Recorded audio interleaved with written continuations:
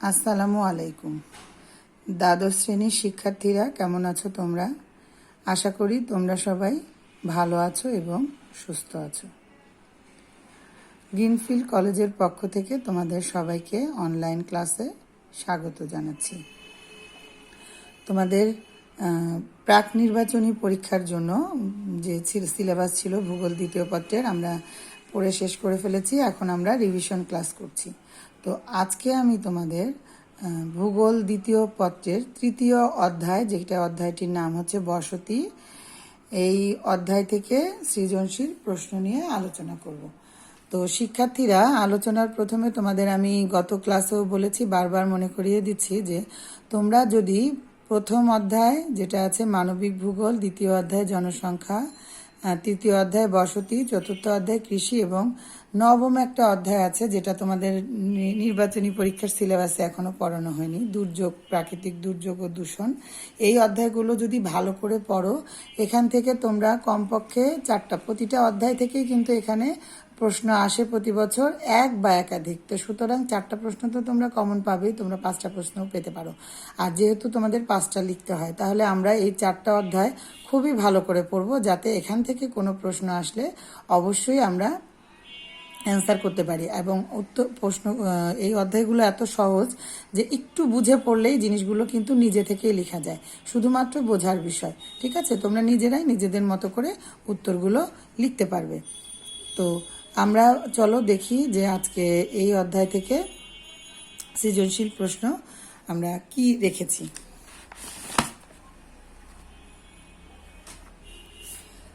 দেখো,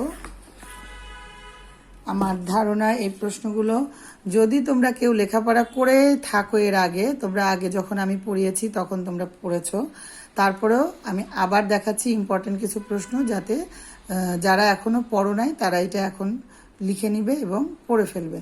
ঠিক আছে, এখানে একটা চিত্র দেখো, চিত্রে এখানে ইন্ডিকেট করা আছে এই যে 4 কোনা কোনা ঘর দেখছো, এই 4 কোনা কোনা ঘরগুলো হচ্ছে দেখাচ্ছে বসতি, ইন্ডিকেট করছে। ঠিক আছে, যে কোনো জায়গার বসতি। তারপরে এই যে সমান স্ট্রেট দুটো লাইন দেখাচ্ছে, স্ট্রেট যে দুটো লাইন আছে সেই দুটো লাইন দিয়ে বোঝাচ্ছে কোনো এলাকার রাস্তা। ঠিক আছে, এখান দিয়ে রাস্তা। আর এই যে বাঁকা অংশ, এই যে বাঁকা অংশ, এই বাঁকা অংশগুলো দিয়ে বোঝাচ্ছে নদী। এই যে এখান দিয়ে যেটা গিয়েছে সেটা হচ্ছে নদী। এখানে দেখো রাস্তার ধারেও বসতি আছে, এদিকে নদীর ধারেও বসতির ছবি দেয়া রয়েছে। ঠিক আছে, এখন আমরা দেখি প্রশ্নগুলো কি রয়েছে। 1 নম্বর দেখো, বসতি কাকে বলে? ঠিক আছে, বসতি কাকে বলে। 2 নম্বর খ নাম্বার, শিল্পাঞ্চলে পুঞ্জীভূত বসতি হওয়ার কারণ ব্যাখ্যা করো। শিল্পাঞ্চলে কেন পুঞ্জীভূত বসতি? পুঞ্জীভূত মানে একসাথে গাদাগাদি করে বসবাস করার জায়গাগুলো হচ্ছে পুঞ্জীভূত বসতি। এটা হওয়ার কারণ ব্যাখ্যা করো। কারণটা কি দেখতে বলতেছে। আর গ নাম্বার, উদ্দীপকে উল্লেখিত খ স্থানের বসতি গড়ে ওঠার কারণ ব্যাখ্যা করো। ঠিক আছে, খ স্থানের যে বসতি সেটা গড়ে ওঠার কারণ ব্যাখ্যা করো। এরপরে দেখো, ক ও খ স্থানের বসতির বৈশিষ্ট্যের তুলনামূলক বিশ্লেষণ করো। ঠিক আছে, তুলনামূলক কি বিশ্লেষণ করবে সেটা দেখতে বলেছে। এবার দেখো ক নাম্বার, কোনো একটি স্থানে মানুষ একত্রিত হয়ে স্থায়ীভাবে বসবাসের জন্য যে বাসস্থান তৈরি করে তাকে বসতি বলে। ঠিক আছে, আমরা দেখো শহরাঞ্চলে কি বিভিন্ন ফ্ল্যাটে মানুষ বাস করে, তাই না? একটা জায়গায় একটা বড় ফ্ল্যাট, অনেক ফ্যামিলি আছে ফ্ল্যাটগুলো, কারণ শহরে জায়গার সংকুলন কম, এজন্য হাই রাইজ বিল্ডিং বেশি। এটাও এক ধরনের বসতি, শহরে বসতি বলো। আবার বিভিন্ন জায়গায় দেখবে যে শহর অঞ্চলেই হয়তো অনেক বেশি জায়গা যেখানে হাই রাইজ বিল্ডিং নাই, কিন্তু পাশাপাশি বেশ দূরত্বে অনেক বাড়ি ঘর আছে, এরকম আছে। আবার দেখবা গ্রাম অঞ্চলের একটা বাড়ি থেকে আরেকটা বাড়ির দূরত্ব কিন্তু বেশি থাকে, কারণ প্রত্যেকটা বাড়ির আশেপাশে বাগান, উঠান, এই ধরনের ওদের বসতির যে ধরন এটা থাকে, গাছপালা থাকে, এরকম। তো মানুষ কোনো না কোনো জায়গায় তো স্থায়ীভাবে বাস করার জন্য কি একটা বাসস্থান, ঘর বাড়ি তৈরি করে নেয় না? এইভাবে তৈরি করে যে বসবাস করে সেটাই হচ্ছে বসতি। তাহলে দেখো, কোনো একটি স্থানে মানুষ একত্রিত হয়ে স্থায়ীভাবে বসবাসের জন্য যে বাসস্থান তৈরি করে তাকে কি বলে? বসতি বলে। এরপরে দেখো, শিল্পাঞ্চলে পুঞ্জীভূত বসতি হওয়ার কারণ ব্যাখ্যা করো। শিল্পাঞ্চল যেখানে, সেখানে কেন ওই পুঞ্জীভূত বসতি? পুঞ্জীভূত বসতি আগে বললাম, কাছাকাছি অনেকগুলো বাড়ি থাকবে, গাদাগাদি করে মানুষ বাস করে বাসায়, সেটাই হচ্ছে পুঞ্জীভূত বসতি। আর যখন কোনো স্থানে শিল্পাঞ্চল গড়ে ওঠে তখন কি হয়, সেখানে অনেক সুযোগ সুবিধা বৃদ্ধি পায়। কারণ প্রথমেই যেটা হবে, যোগাযোগ ব্যবস্থার উন্নতি হবে। কারণ তখন কাঁচামাল, শিল্পের কাঁচামাল বহন করার জন্য, আবার শিল্প উৎপাদিত পণ্য বিভিন্ন জায়গায় পাঠানোর জন্য ওই এলাকার সাথে রাস্তাঘাট উন্নত করা হয়, যোগাযোগ ব্যবস্থা উন্নত করা হয়, আবার সেগুলো সংরক্ষণ করা বা বিভিন্ন জন্য বিভিন্ন ধরনের সুযোগ সুবিধাও তখন বৃদ্ধি পায়। আর মানুষ কি, সেখানে যারা শিল্প কারখানায় কাজ করবে তারা তো চাইবেই যে আশেপাশে থাকতে, যাতে তাদের যাতায়াতের সুবিধা হয় এবং সেখানে অন্যান্য সুযোগ সুবিধা পেলেও সেই সুযোগ সুবিধা গ্রহণের জন্য তারা শিল্পাঞ্চলে থাকবে। তাহলে দেখি, শিল্পাঞ্চলে পুঞ্জীভূত বসতি হওয়ার কারণ ব্যাখ্যা করো। শিল্পাঞ্চলে কেন পুঞ্জীভূত বসতি? যে অধিবাসীদের বসত বাড়িগুলো খুব কাছাকাছি এবং ঘন বা নিবিড়ভাবে গড়ে ওঠে তাকে পুঞ্জীভূত বসতি বলে। ঘন বা নিবিড় মানে একদম কাছাকাছি গড়ে ওঠে, তাকে পুঞ্জীভূত বসতি বলে। কোনো স্থানে শিল্প স্থাপিত হলে সে অঞ্চলে উন্নত যোগাযোগ ব্যবস্থা গড়ে ওঠে। ঠিক আছে, উন্নত যোগাযোগ ব্যবস্থা গড়ে ওঠে। এছাড়া বিভিন্ন ধরনের সুযোগ সুবিধার কারণে মানুষ শিল্পাঞ্চলকে কেন্দ্র করে বসতি স্থাপন করতে চায়। ঠিক আছে, শিল্পাঞ্চলকে কেন্দ্র করে বসতি স্থাপন করতে চায়। উক্ত কারণে শিল্পাঞ্চলে পুঞ্জীভূত বসতি গড়ে ওঠে। ঠিক আছে, এই জন্যই শিল্পাঞ্চলে পুঞ্জীভূত মানে যে মানুষ, সে সুবিধার কারণে পুঞ্জীভূত বসতি গড়ে ওঠে। এবার দেখো, উদ্দীপকে উল্লিখিত ক্ষয়স্থানের বসতি গড়ে ওঠার কারণ ব্যাখ্যা করো। দেখো, ক্ষয়স্থানে যে বসতিটা হয়েছে সেটা কি, দেখো এই যে এখানে কেন আমি বলছি, দেখো উদ্দীপকে উল্লেখিত বসতি হলো রৈখিক বসতি, মানে দেখো দুই সাইড দিয়ে রেখার মতো, সরলরেখার মতো। তাহলে উদ্দীপকে উল্লিখিত বসতিটা হচ্ছে রৈখিক বসতি। প্রধানত প্রাকৃতিক ও কিছু সামাজিক কারণে এ ধরনের বসতি গড়ে ওঠে। কিছু প্রাকৃতিক কারণ আছে আর কিছু সামাজিক কারণ, যার কারণে এ ধরনের বসতি গড়ে ওঠে। প্রাকৃতিক কারণের মধ্যে আছে পানি ও জলের প্রাপ্যতা, অর্থাৎ পানির যে সহজলভ্যতা, সহজেই পাওয়া যায়। দেখো ওখানে পানি ও জলের সহজ প্রাপ্যতা, অনুকূল আবহাওয়া, নদী অববাহিকায় উর্বর অঞ্চল, নদীর দুই ধারে অববাহিকায় উর্বর অঞ্চল থাকে যেখানে কৃষি কাজ ভালো হয়, উর্বর অঞ্চল, বন্যামুক্ত এলাকা ইত্যাদি। নদী, খাল, রেল লাইন ও রাস্তার দুপাশে এ ধরনের বসতি গড়ে ওঠার প্রবণতা বেশি। ঠিক আছে, নদী, খাল, রেল লাইন ও রাস্তার দুপাশে এ ধরনের বসতি গড়ে ওঠার প্রবণতাটা থাকে বেশি। এর কারণ কি? এর কারণ এ ধরনের এলাকা সাধারণত বন্যামুক্ত হয়। ঠিক আছে, এই ধরনের এলাকায় বন্যা হয় না, কিন্তু বন্যামুক্ত এলাকা হয়। প্রাকৃতিক বন্ধুরতার জন্য রৈখিক বসতি সর্বদা সোজা হয় না। ঠিক আছে, রৈখিক বসতিটা সর্বদা সোজা হয় না। নদী অববাহিকা ও হাওর এলাকায়, নদী অববাহিকা যদি বন্ধুরতার জন্য তো সোজা হবেই না। আর হাওরের এলাকায় পানি ও জলের প্রাপ্যতার কারণে রৈখিক বসতি গড়ে ওঠে। খেয়াল করেছো, নদী অববাহিকা ও হাওরের এলাকায় পানি ও জলের প্রাপ্যতার কারণে রৈখিক বসতি কি হয়, গড়ে ওঠে। রৈখিক বসতি গড়ে ওঠার সামাজিক কারণের মধ্যে আছে, সামাজিক কারণগুলো কি? সামাজিক সম্পর্ক, হাট বাজার উপস্থিতি, হাট বাজারের পেশাগত সাদৃশ্য ইত্যাদি। খেয়াল করেছ যে রৈখিক বসতি যে গড়ে উঠেছে, রৈখিক বসতি গড়ে ওঠার মধ্যে কিন্তু সামাজিক কিছু কারণ আছে, প্রাকৃতিকও কারণ আছে। সামাজিক যে কারণগুলো আছে সেটা হচ্ছে, দেখো, হাট বাজারের উপস্থিতি, পেশাগত সাদৃশ্য, একই ধরনের পেশার মানুষ যদি হয়, এগুলো হচ্ছে কারণ। সুতরাং বলা যায় যে বিভিন্ন প্রাকৃতিক ও সামাজিক কারণে রৈখিক বসতি গড়ে ওঠে। প্রাকৃতিক এবং সামাজিক কারণে রৈখিক বসতি গড়ে ওঠে। এবার দেখো বলেছে উদ্দীপকে, দেখো, ক ও খ স্থানের বসতির বৈশিষ্ট্যের তুলনামূলক বিশ্লেষণ করো। ক ও খ স্থানের যে বসতি, এটার যে বৈশিষ্ট্য আছে তুলনামূলক বিশ্লেষণ করতে বলেছে। তো দেখি কি আছে।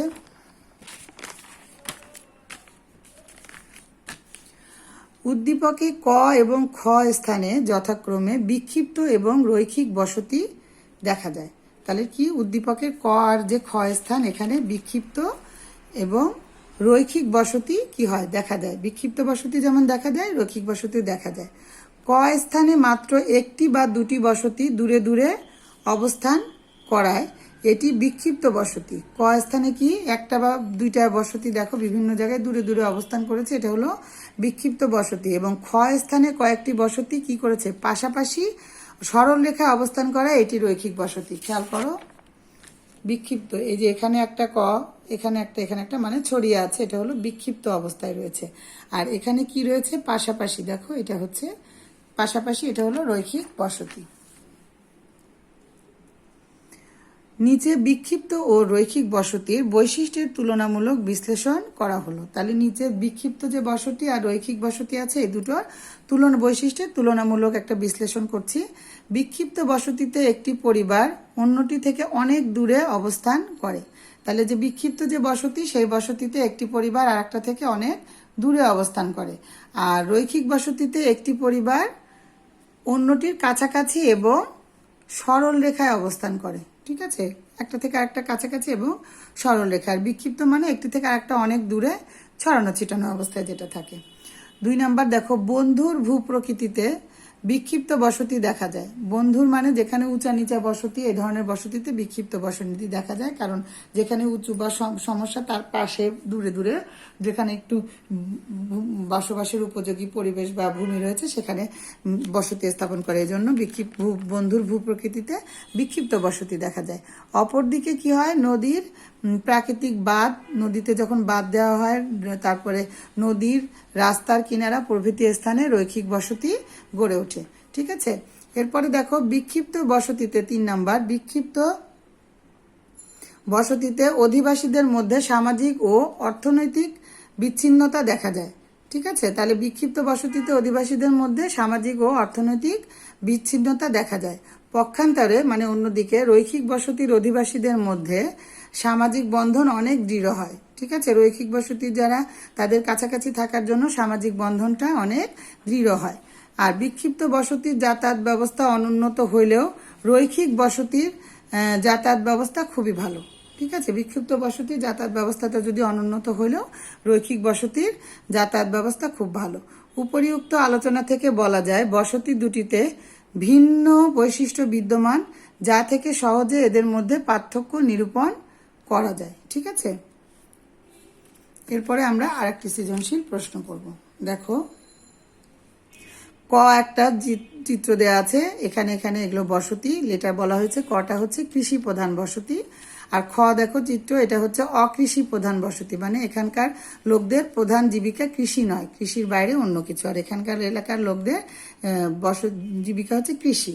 তাহলে দেখো বসতির সংজ্ঞা দাও ক নাম্বার। খ নাম্বার, গ্রামীণ হাটবাজার বলতে কি বুঝো?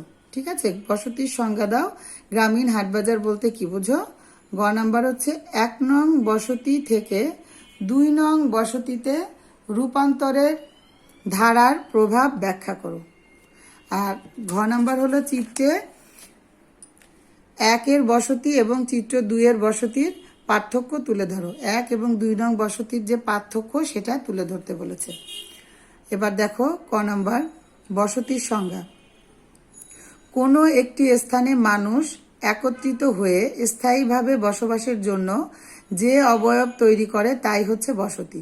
তাহলে কি, কোনো একটি স্থানে মানুষ একসাথে একত্রিত হয়ে স্থায়ীভাবে মানে একদম ওখানে পার্মানেন্টলি বাস করবে, সে স্থায়ীভাবে বসবাসের জন্য যে অবয়ব তৈরি করে তাই হচ্ছে কি বসতি। ঠিক আছে,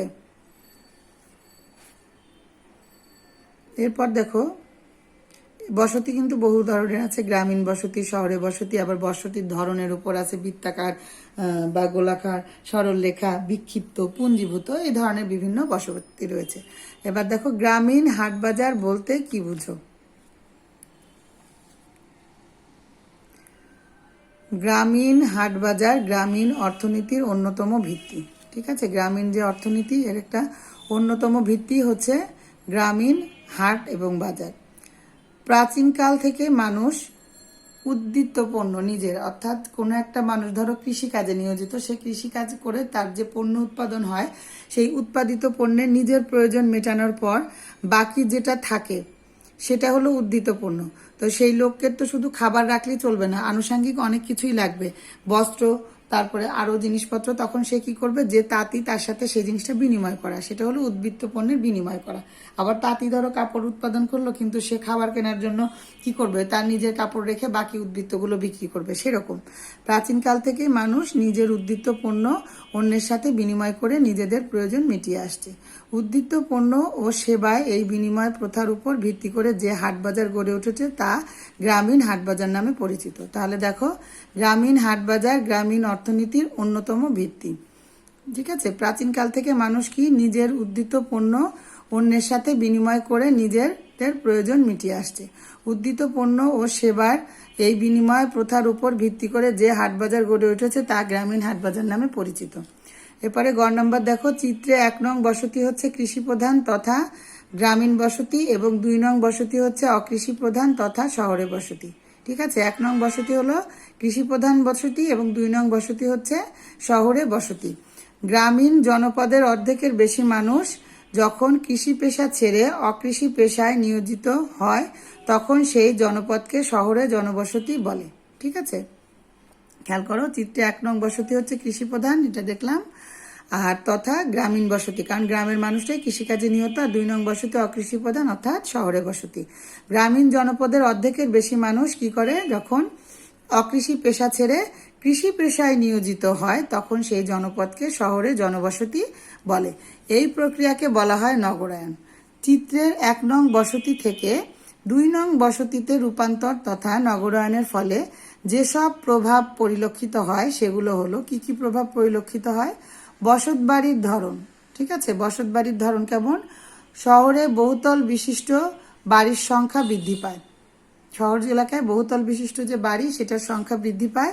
এছাড়া প্রশস্ত রাজপথ, পার্ক, কৃত্রিম লেক ইত্যাদি শহরের সৌন্দর্য বৃদ্ধি করবে। ঠিক আছে, ইত্যাদি শহরের যে সৌন্দর্য আছে সেটা বৃদ্ধি করবে।